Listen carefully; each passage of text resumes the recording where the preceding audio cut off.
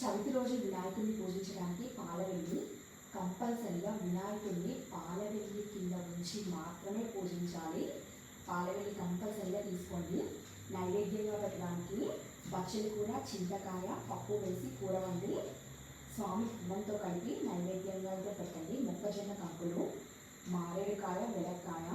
వినాయక చతుర్దశి రోజున కంపల్సరీ దోసపండు అయితే స్వామికి నైవేద్యంగా అయితే పెట్టాలి. వీటితో పాటు అన్ని రకాల పండ్లు, ఉండ్రాళ్ళు, కుడుములు స్వామికి నైవేద్యంగా పెట్టండి.